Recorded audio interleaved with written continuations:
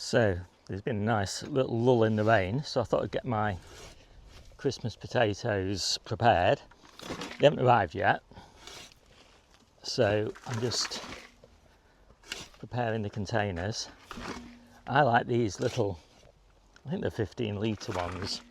They're just one tuber in each, and I find they just work really nicely because the Christmas potatoes, they get moved around a lot, so it's easy to carry these little containers around, and they're just kind of perfect for a week, you know, because often with the Christmas potatoes, which actually we don't harvest all at Christmas, we don't need that many of them, because by that time we're kind of running short of potatoes, and so we're not giving them away to anybody, they're just for Debbie really.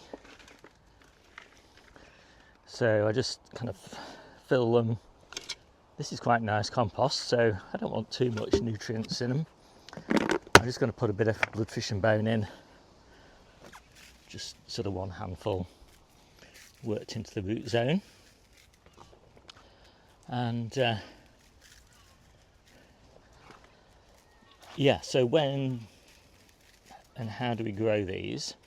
So we're starting them towards the end of July. I think it's the 20th or something at the moment, which is a bit late for me. I like to do them a bit earlier, but it is what it is. And they might well get blight, so they might end up growing for some of their lives in the polytunnel, and I've cleared the polytunnel out just in case,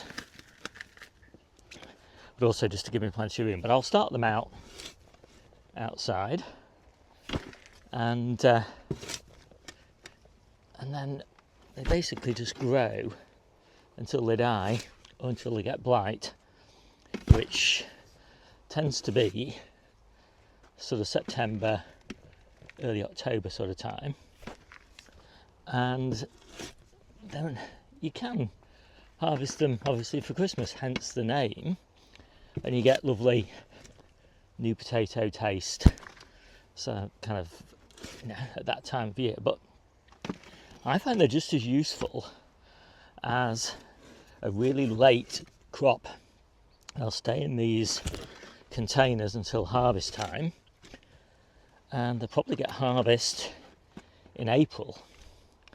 And the beauty of this late sowing is that they don't start to sprout quite as early as the ones that I started back in April.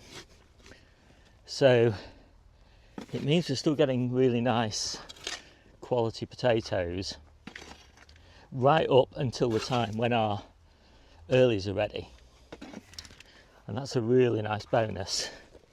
So just to recap, you know, we're starting these in July for harvest, a few of them at Christmas, but most of them in April.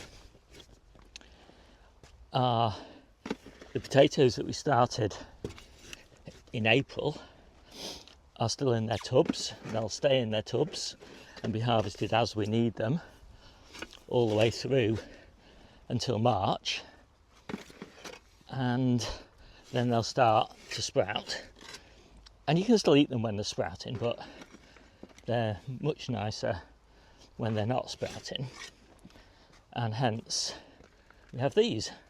So we don't need too many of them, you know, just probably 6 tubs or something like that will see us through April, and I've got a few more than that here, so a little bit of contingency just in case they, you know, some of them get blight, or we just want some more new potatoes at Christmas, or whatever we want to do with them. So I'm going to firm these really well down now, because you get a lot of shrinkage from this compost. And you might be thinking, well, how am I going to plant them? And I'm just going to dib a hole. So come planting time, in maybe a week's time or whatever, when they arrive, I just dib a hole and drop the potato down there and close it up.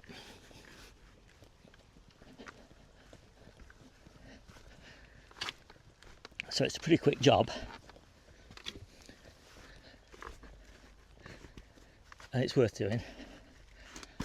Now unfortunately it would be nice to save some of my potatoes from earlier on and use those as my seeds, but I haven't got any this year, so I had to buy some.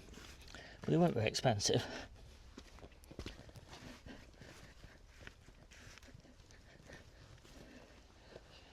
So I'll just top these up again and then we're done.